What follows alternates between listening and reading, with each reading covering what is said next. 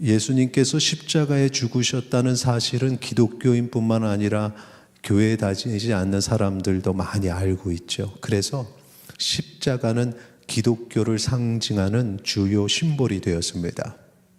그런데 중요한 것은 구속 사역을 담당하신 주인공은 예수 그리스도시다라는 사실이에요. 그래서 예수님이 십자가에 달려 돌아가시던 때 이 구속의 주인공 되시는 예수님을 설명하는 주변에 여러 조연들이 있었습니다. 그 중에 하나가 십자가라는 거죠. 그리고 십자가만 조연이 아니에요. 그 당시에 예수님을 높여드리는 여러 조연들이 있는데 오늘 저는 세 가지를 정리를 했습니다. 세 가지 조연들이 무엇인지를 알고 그것의 의미를 알면 주인공 되시는 예수님이 더 그 조연들로 인해서 빛나게 되는 거죠. 이 세 가지가 뭐냐? 첫째, 시작, 십자가. 둘째, 십자가에 달렸던 강도들. 셋째, 예수님의 십자가에 달린 팻말. 요 세 가지입니다. 자, 십자가 얘기를 먼저 하겠습니다. 로마 시대의 십자가는 사형 형틀이었죠. 사형수가 매달리는 형틀입니다.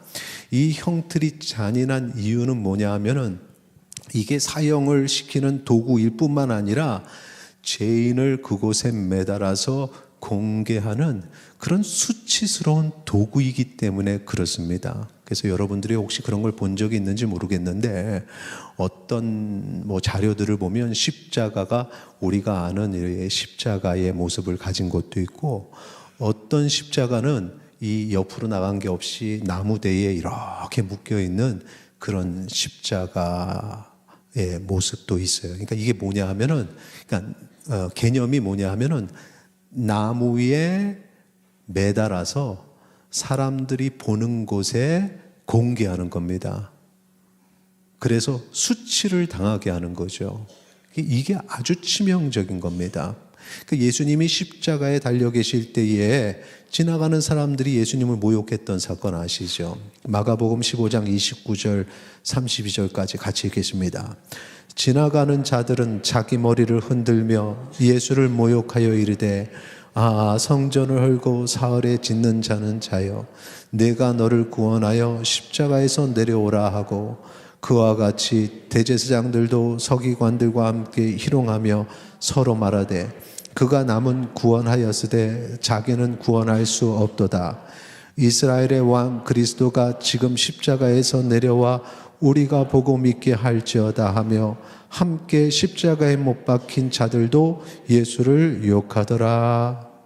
이 내용을 보니까 계속해서 이 사람도 손가락질하고 모욕하고 저 사람들도 하고 이 사람들도 했다라는 내용인데, 그러니까 이게 이런 상황이 십자가 형틀 안에 담겨진 포함된 의도된 상황이라는 것입니다. 그 사람들이 못돼 가지고 이 사람들이 그냥 죽어가는 예수님에게 이런 소리를 하냐, 이게 아니라 십자가 형틀이라는 게 원래 이런 거였다라는 겁니다. 그러니까 이게 로마 시대뿐만 아니라 사실은 우리도 어떤 과거의 영화들을 보면은 전쟁을 일으켜서 포로로 잡고 그 전쟁에 죽은 자들을 이렇게 나무에 매달아 가지고는 그렇게 해서 마을의 입구에 다 박아놓고는 오는 사람들이 그걸 보고서는 두려움을 느끼게 하는 그런 어떤 전쟁의 이 참혹함. 그러니까 이게 어떤 인류의 악함이지 특별히 로마 시대의 사람들, 고대 근동 아시아 지역의 사람들, 이런 사람들의 문제는 아니었다라는 거죠. 고대 근동 아시아 이 구약 시대에, 예수님 시대에, 그 전에 이 구약 시대에도 이런 어떤 나무 형벌이 있었습니다. 그래서 신명기 21장 22절 23절 보세요. 사람이 만일 죽을 죄를 범함으로 내가 그를 죽여 나무 위에 달거든 하는 이 표현이 있죠. 이게 이제 그런 겁니다. 그래서 나무에 달아서 수치를 당하게 하는, 손가락질 당하게 하는 것. 그런데 하나님의 말씀은 뭐라고 얘기하냐면 율법은 23절 보시면 그 시체를 나무 위에 밤새도록 두지 말고 그 나라에 장사하여 내 하나님 여호와께서 내게 기업으로 주시는 땅을 더럽히지 말라. 나무에 달린 자는 하나님께 저주를 받았음이니라. 시체를 밤새 두고 그 다음 날에 또 두고 하는, 그러지 말고 해 떨어지고 그 다음 날까 가지 말고 밤새 두지 마라. 거두라. 그러니까 이제 율법이, 성경이 얘기하는 것은 그 당시에 어떤 그런 문화, 아주 사람의 잔인한 모습 속에서 그렇게 하지 마라 라는 얘기입니다. 근데 이제 우리는 그런 걸 가지고 성경에도 뭐 나무에 매달고 뭐 저주받고 뭐 하는, 이제 성경이 너무 잔인해, 구약의 얘기들은 너무 잔인해. 지금 기준으로 그걸 해석을 하니까 그런데, 그 당시 기준 속에서 말씀은 계속해서 그런 모습이 있으면 안 돼. 좀 줄여. 가난한 자의 겉옷을 빌려왔으면, 그걸 담보로 잡았으면 그거 하루 넘기지 말고 밤에는 돌려줘야 돼. 왜? 그거 덮고 자야 되니까. 그러니까 성경은 그런 얘기를 계속해서 하는 거죠. 이 고대 근동아시아, 이 구약 시대에도 그랬고 로마 시대에도 이 죄인을 나무에 달아서 수치를 느끼게 하는 그런 상황들이 있었다라는 것입니다. 그러니까 우리가 십자가 그러면 그냥 사형 형틀로 죽는 것, 예수님이 거기서 죽으셨어, 이것만이 아니라 거기에 달렸을 때 받는 그 수치와 모욕이 얼마나 큰지를 그걸 알아야 되는 것이죠. 근데 여기서 이제 질문은, 예수님이 이렇게 수치와 모욕을 당하실 분이었는가? 아니라는 거죠. 아니라는 거죠. 여기서 또 다른 십자가의 조연, 두 강도입니다. 두 강도. 그 강도는 어떤 사람들이냐? 누가복음 23장 32절 33절 같이 읽겠습니다. 또 다른 두 행악자도 사형을 받게 되어 예수와 함께 끌려가니라. 해골이라 하는 곳에 이르러 거기서 예수를 십자가에 못 박고, 두 행악자도 그렇게 하니 하나는 우편에 하나는 좌편에 있더라. 예수님을 가운데 두고 좌우에 십자가가 세워지고 거기에 달려 죽은 자들이다 라고 얘기를 하는데, 근데 지금 누가복음에서는 그들을 뭐라고 얘기하냐면 두 행악자, 악을 행한 자라고 표현을 합니다. 그런데 다른 성경 마태복음하고 마가복음을 보면은 강도다. 그래서 우리는 예수님 십자가 양옆에 강도들, 이런 이제 강도란 표현이 더 익숙해 있죠. 마태복음, 마가복음에 그 강도란 단어를 쓰니까요. 근데 이 강도란 단어의 원어를 보면 레스테스의 그 복수, 레스타이란 단어가 쓰였는데, 그건 중요한 게 아니라 강도라는 그 원어 안에는 어떤 의미가 있냐면은 단지 무언가를 이렇게 훔친 사람이 아니라 훔치려고 폭력을 행한 사람까지 가는 겁니다. 그러니까 이제 거기에 상당히 못됐다라는 게 이제 담겨져 있죠. 폭력을 행사한 그런 사람이다. 거친 사람. 근데 이 단어가 강도에게만 쓰인 게 아니라 그 당시에 좀 폭넓게 쓰였는데, 주로 또 이 로마 시대에는 어디에 쓰였냐면 로마 제국, 로마 황제에게 반기를 드는 자들을 이 단어를 써서 표현을 했습니다. 극단적인 체제 전복주의자라는 거죠. 극단적인 체제 전복주의자. 이 사람들을 이렇게 불렀는데, 당시에는 어떤 사람들이냐면, 여러분 들어봤을 겁니다. 열심당원들. 열심당원들이 상당히 폭력을 앞세워서 이 체제를, 식민 체제를 뒤집어야 된다 했던 사람들이라 이 사람들을 이렇게 불렀습니다. 그래서 예수님 십자가에 달린 그 좌우의 강도들이 어떤 사람들이냐라고 할 때, 어떤 신학자들은 그냥 강도들이다라고 얘기를 하고, 어떤 신학자들은 열심당원일 거다. 왜? 그 당시에 그들을 그렇게 불렀으니까 라고 이렇게 의견이 나눠집니다. 그런데 여기서는 강도라는 그 체제 전복을 나타내는 단어가 쓰였지만, 우리가 지금 살펴본 누가복음에는 누가는 분명히 그들이 강도가 아니라 행악자다 이렇게 얘기를 하거든요. 악을 행한 사람들이다. 그러니까 누가의 입장에서 약간 좀 보수적으로 생각해가지고 만약에 이들이 체제전복 이 열심당원이라면 저들은 행악자야 이렇게는 안 했을 거라는 겁니다. 그러니까 누가가 생각할 때 행악자다라고 얘기를 했다면 이들을 볼 때는 우리가 그 열심당원이라기보다는 행악자라고 보는 게 맞지 않는가. 그리고 그보다 더 중요한 이유가 있습니다. 그러니까 무슨 얘기냐면, 자, 십자가에 달린 두 양쪽의 사람이 행악자냐 아니면 열심당원이냐라는 문제라면 예수님도 그걸 생각을 해봐야 돼요. 예수님이 로마에 저항하는 체제 전복자이냐 아니면 나쁜 일을 행한 행악자냐. 십자가에 달렸으니까 어떤 의미에서 십자가에 달렸느냐. 여러분의 답은 뭡니까? 1번은 체제 전복자, 2번은 행악자. 각자가 생각하시고 그 당시에 유대인들이 주장한 건 1번입니다. 체제 전복자다. 이게 처음에는 되게 좋게 왔어요. 처음에는 이 식민 체제를 뒤집을 우리의 왕이다. 막 이렇게 해가지고 호산나 호산나 하면서 맞이했는데, 근데 예수님은 그걸 거부하셨거든요. 그랬더니 쓸모없는 사람인데 돌아서자. 그리고 나서 이제 막 주장하는 게 이들이 예수가 왕이라 그런다. 이거는 황제의 인허를 받아서 세우는 왕인데 예수가 왕이라 그런다. 이 사람은 우리뿐만 아니라 황제에게 도전하는 사람이다. 그러면서 끌고 간 겁니다. 그리고 죽이려고 했던 겁니다. 사실은 자기들의 포지션을 지키려고 했던 거지만 타이틀 붙이기에는 바로 그 강도, 그 타이틀 붙인 겁니다. 체제 전복자다. 그런데 체제 전복자가 아니죠. 예수님이 아니라 그랬습니다. 2번이에요. 행악자입니다. 예수님은 악을 행한 자로 거기에 매달리신 거죠. 사실은 이것도 우리가 받아들이기에는 너무 속상하죠. 예수님이 무슨 죄가 있으셔서 어떤 악을 행하셨다고 그 십자가에 달리시고 그 십자가에 모욕을 당하셨는가. 이건 말이 안 된다. 그런데 예수님은 행악자로 달리셨습니다. 그러면 예수님이 도대체 무슨 악을 행하셨다고?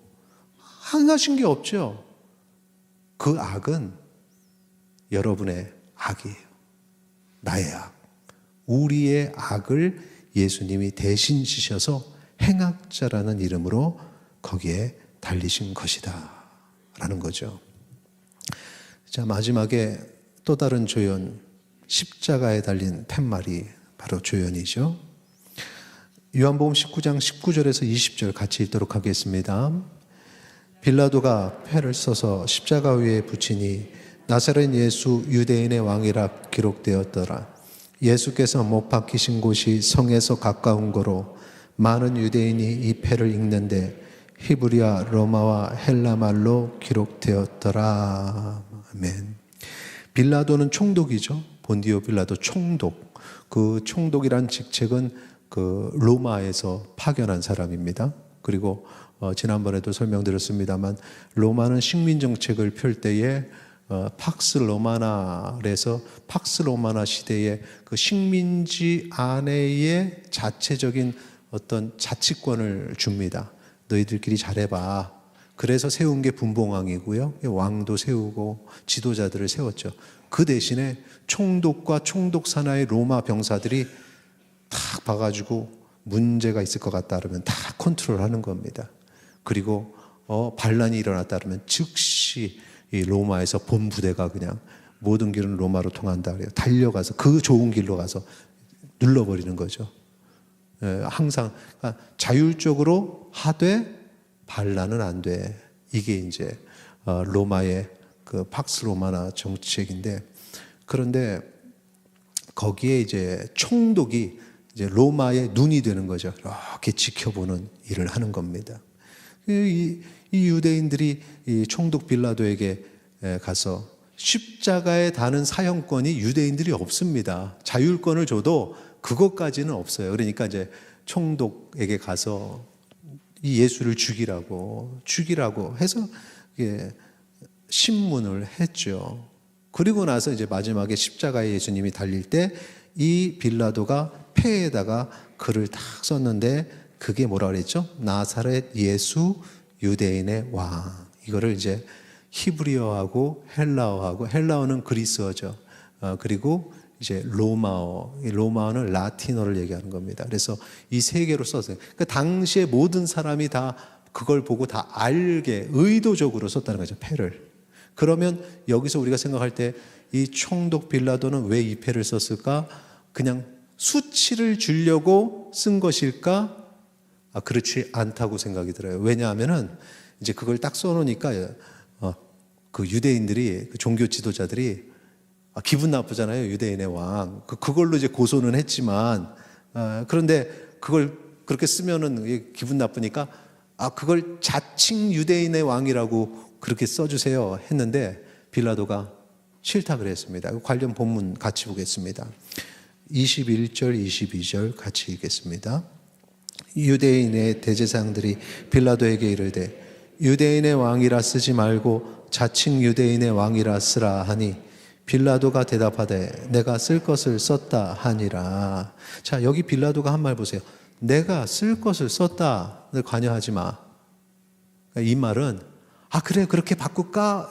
이런 어떤 예수님을 비난하고 우습게 만들려고 쓴 게 아니라는 걸 이 말에서 우리가 알 수 있습니다. 그런데 왜 내가 쓸 것을 썼다, 이건 당연한 사실이야 라고 기록한 이 의미가 뭘까라는 거죠. 근데 그 신문 과정을 제가 다 여기서는 말할 수 없는데 나중에 한번 읽어보세요. 신문하는 과정을 보면은, 그러니까 유대인의 왕이라는 걸로 고소를 당하니까 네가 유대인의 왕이냐? 라고 이제 총독이 물었거든요, 예수님한테. 그러니까 예수님이 내가 유대인의 왕이다. 그런데 라고 이제 설명을 한 부분이 어떤 거냐 하면은, 보세요. 우리 36절 보죠. 다다음 절. 36절 보시면 같이 읽겠습니다.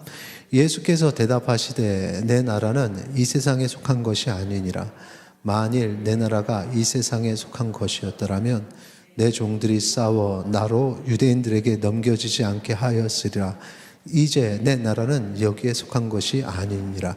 왕이라고는 하는데 그 나라가 이 나라는 아니다. 이 땅의 것이 아니다. 이게 뭡니까? 우리는 알죠. 하나님 나라, 하나님의 백성, 그의 백성들을 구원하시고 그들을 통치하시는, 그러니까 하나님께서 우리를 창조하실 때 원하셨던 에덴 동산이 바로 그 모습이었고, 계속해서 하나님은 그 믿음의 공동체를 통해서 하나님의 왕으로 다스리시는 걸 원하시고, 우리가 죽고 나면 천국 가서도 하나님께서 우리를 다시 살리셔서 그렇게 부활하게 하시는 이유도 바로 이것을 원하셔서 하시는 겁니다. 그래서 우리를 그 거룩한 하나님의 주의 백성으로 삼으시고 통치하시는 그 얘기를 딱 한 거죠. 그러니까 이 땅의 것이 아니니까 죄는 없네. 그래서 죄는 없다. 이게 이제 빌라도가 생각을 했습니다. 그런데 도대체 이 나라가 무슨 나라야? 이건 뭐 잘 모르겠어요. 이게 뭘 한다는 거지? 그러면서 이제 얘기가 어떻게 된 거냐 하면은 37절 보세요. 37절 봐. 빌라도가 이래. 그러면 네가 왕이 아니냐? 그러니까 아직까지 생각이 이 땅의 생각을 가지니까 왕이라는 거야, 왕이 아니라는 거야. 왕이 아니야. 그러니까 예수께서 대답하시되 내 말과 같이 내가 왕이니라. 내가 이를 위해서 태어났으며 이를 위하여 세상에 왔으니 곧 진리에 대하여 증언하려 함이로다. 자, 이 진리가 뭡니까? 복음입니다. 복음. 하나님의 백성을 구원해서 그들과 함께 하나님의 나라 공동체를 세우고 거기에 통치하신다는 거죠. 이걸 내가 증언하기로 왔어. 이게 진리야. 그러니까 이제 38절에 빌라도가 이르되 진리가 무엇이냐? 그러니까 가장 핵심, 복음, 진리, 이게 뭐지? 라고 궁금해하기까지 간 겁니다. 여기서 진리를 딱 깨닫고 나도 그 진리 앞에 믿음을 가지면 빌라도도 구원을 받는 건데 이게 안 됐어요. 그냥 진리가 뭐지? 여기서 끝났다는 겁니다. 근데 하여튼 뭔지 모르겠지만 예수는 무죄야. 보니까 무죄야. 거기까지 알게 되고, 그러면은 왕이라고 주장하니까 왕은 왕인 것 같은데 도대체 이게 무슨 왕인지 모르겠지만 왕은 왕이야. 오케이, 그럼 내가 그를 존중하자. 그래서 팻말에 그렇게 썼던 거죠. 자칭 왕! 너희들 모르면 가만히 있어. 그냥 있는 그대로 난 쓴 거야. 이렇게 빌라도가 얘기를 했다는 겁니다. 이 빌라도가 참 안타까워요. 조금 더 권위 때문에 아니면은 로마인이라는 또 권력을 쥔 자라는 것 때문에 그냥 궁금해하고 거기서 끝난 것 같은데, 여기서 좀 확 무너져 버리고 세상의 권력이 아무것도 아니고 이 하나님의 능력과 권력이 정말 이 세상의 모든 것을 다스리는 진정한 권세다, 왕이다, 하나님이, 이걸 깨달았으면 그 자리에서 탁 엎드려서 당신은 하나님의 아들이시라고 그렇게 고백하고 내가 그 앞에 엎드릴 텐데, 이게 꺾여지지 않았다는 거죠. 이게 너무 가슴이 아픕니다. 그래서 그 팻말을 통해서 하나님은 어찌됐든 그 팻말을 통해서 세상 사람들에게 선포하는 겁니다. 예수께서 믿음을 가진 자들을 통치하시는 왕이니 그 앞에 엎드리라. 믿음을 고백하는 자는 그의 백성이 될 것이고 구원받아 천국의 백성이 될 것이다. 이게 십자가에 담긴 의미라는 사실을 기억하시기 바랍니다. 우리는 깨달은 건 총독 빌라도는 깨닫지 못했다는 거죠. 자, 여기까지 좀 정리해 보겠습니다. 예수님께서 돌아가시던 날의 조연 세 가지 뭐라고 했죠? 첫째, 십자가. 둘째, 십자가에 달렸던 강도들. 셋째, 예수님의 십자가에 달린 팻말. 첫째, 이 십자가는 행악자의 죽음과 수치, 죽음뿐만 아니라 수치까지 의미한다. 예수님께서도 이 수치와 모욕 속에 행악자로 죽으셨다라는 거죠. 악을 행한 자. 이 악이 우리 악이다. 두 번째, 십자가에 달렸던 강도들. 이들은 뭐 어떤 정치적인 어떤 그런 영웅들이 아니라 이들도 행악자라는 거죠. 이들도 행악자다. 십자가에 어울리는 행악자들. 예수님도 이들과 같이 행악자로 죽으셨다. 거기에 십자가 세 개는 행악자들을 위한 형벌의 도구였다는 거죠. 세 번째, 예수님의 십자가에 달린 팻말은 무엇이냐?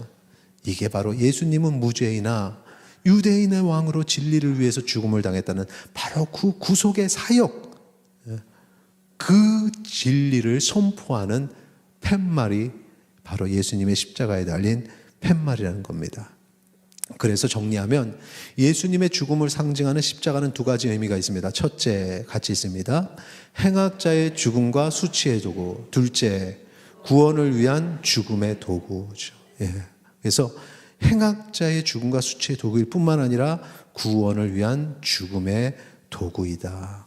이 십자가를 이 행악자의 죽음과 수치의 도구라고 생각을 하는 사람들이죠. 유대인들, 이방인들. 이 사람들은 저 십자가, 저 부끄러운 것, 십자가의 도구, 십자가의 도, 미련한 것, 이거는 우리가 근처에도 가면 안 되는 거야. 저 행악자들이나 짓는 거야. 그래서 십자가와 십자가의 도를 비난을 하죠. 반면에 십자가를 구원을 위한 죽음의 도구라고까지 깨달은 그리스도인들은 십자가의 도를 볼 때 행악자의 사형 틀만 생각하는 것이 아니라, 그런데 거기에 예수님께서 매달려 죽으셔서 나의 죄를 대속하시기 위해서, 그래서 이 십자가는 나를 구원하신 하나님의 능력이야. 이걸 깨닫게 되기를 소망합니다. 사도 바울이 이걸 깨닫고 이렇게 얘기했죠. 고린도전서 1장 18절 같이 있습니다. 십자가의 도가 멸망하는 자들에게는 미련한 것이요 구원을 받는 우리에게는 하나님의 능력이라. 아멘. 십자가가 하나님의 능력이라고 고백되어지기를 소망합니다. 왜 하나님의 능력입니까? 사도 바울의 고백이에요. 골로새서 1장 20절서부터 22절 같이 있습니다. 그의 십자가의 피로 화평을 이루사 만물 곧 땅에 있는 것들이나 하늘에 있는 것들이 그로 말미암아 자기와 화목하게 되기를 기뻐하심이라. 전에 악한 행실로 마음으로 원수가 되었던 너희를 이제는 그의 육체의 죽음으로 말미암아 화목하게 하사 너희를 거룩하고 흠없고 책망할 것이 없는 자로 그 앞에 세우고자 하셨으니. 아멘. 행악자인 우리를 거룩하고 흠없고 책망 없는 자로 하나님 앞에 세우려고 하신 그 도구가 십자가라는 사실입니다. 사람들이 수치스러워하는 십자가, 예수님이 대신 지시고 죄인을 하나님의 자녀 되게 하셨어요. 하나님과 화목되게 하셨습니다. 그러므로 우리의 신앙의 중심은 날 위해 죽으신 예수 그리스도의 십자가를 잊지 말아야 되는 것입니다. 우리 찬양 준비를 해주시고 마지막으로 이 말씀 읽죠. 고린도전서 2장 2절 우리 같이 읽겠습니다. 내가 너희 중에서 예수 그리스도와 그가 십자가에 못 박힌 것을 외에는 아무것도 알지 아니하기로 작정하였습니다. 아멘. 이게 신앙생활입니다. 십자가. 교회 안에서 신앙생활 하실 때 그리스도의 십자가 외에 다른 거 생각하지 마세요. 이것을 전하고자 교회가 세워졌고 우리가 이곳에 있어요. 그리스도의 십자가만을 붙잡는 우리의 삶이 되기를 소망합니다.